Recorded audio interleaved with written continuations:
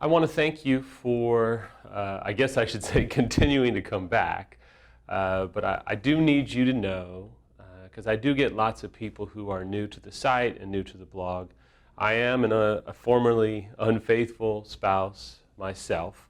I've been married 20 years this year and have been in recovery 10 years.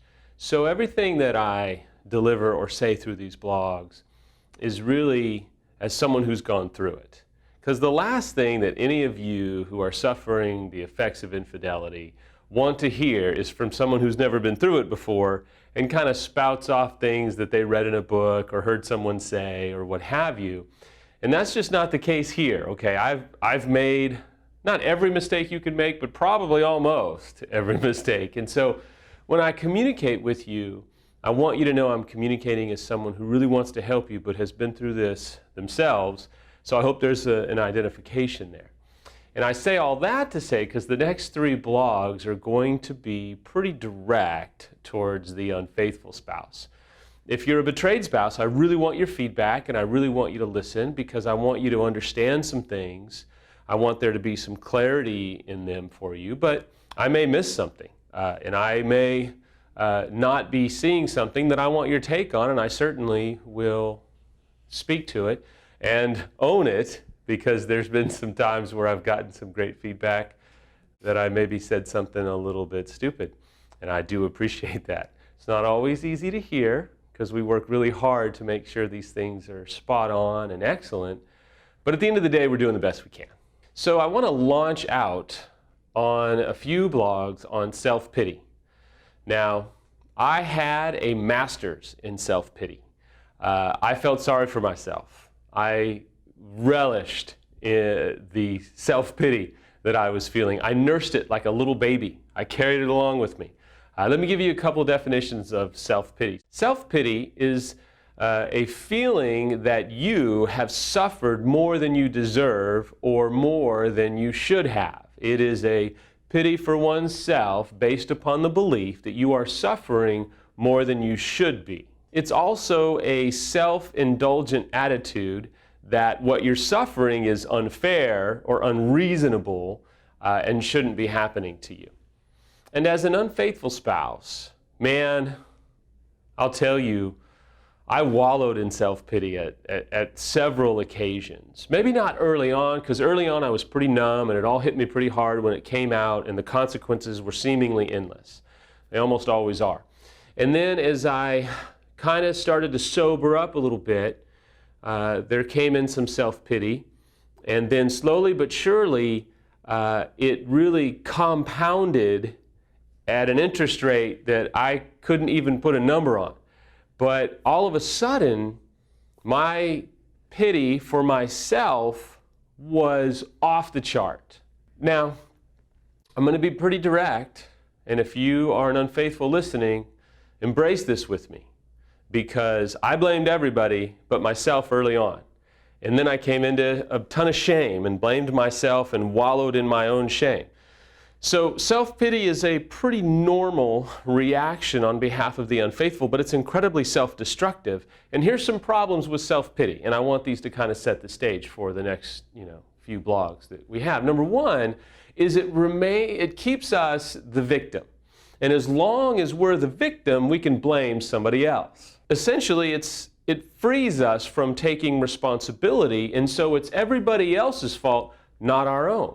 It's the antithesis, if you will, to taking responsibility and taking ownership, because now we're self-indulging in feeling sorry for ourselves, and we continue to remain the victim, and if we're the victim, we're focused on ourselves, not everybody else. Which leads me to number 2. Another huge problem with self-pity is it keeps our eyes on ourselves. And as long as we keep our eyes on ourselves, we can't focus on those that are the victims of our actions.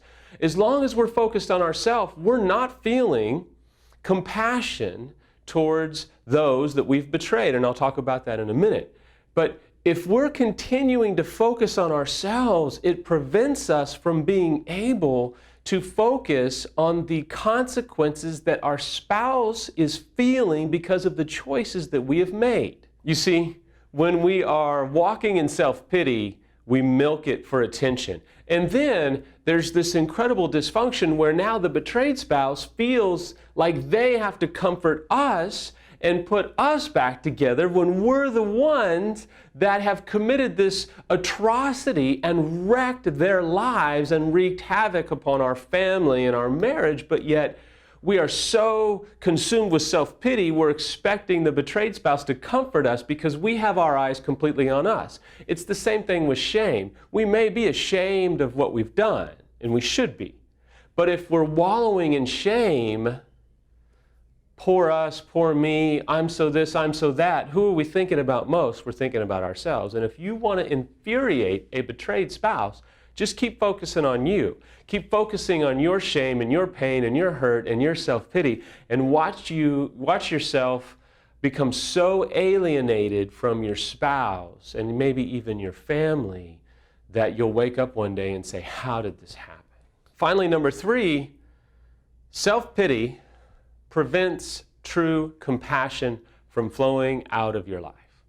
And if there's one thing that Samantha needed to see and eventually did see, it was compassion. Early on there was compassion for myself. Don't you see what I've lost? Don't you see what I've done? Don't you see how I've self-destructed in front of thousands of people, and look at what it's costing me.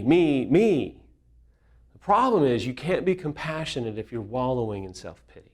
Now it's at this time, and I'll end it with this. It's at this time that a lot of unfaithful spouses, if they're really being candid with no one else around and no one else listening, that they say, but Samuel, listen, what about how rejecting he or she was? What about how consumed with their life and their career my spouse was? What about all these things? You know what? I get it. And they probably were. Now betrayed, before you fly off and get so angry, let me just say this, and I'll conclude with this. Unfaithful. Your spouse may have been consumed, distracted, rejecting, this, that. There's a litany of things they may have been. You'll never be able to justify the fact that you had an affair. They may have been all those things, but bad marriages don't create affairs. Affairs are created by people like maybe you and certainly myself who decide to handle their problems and their deficiencies in their marriage and their unmet needs in illegitimate ways. It'll never be justifiable what you've done. You've got to let go of self-pity if you ever want to get on the other side.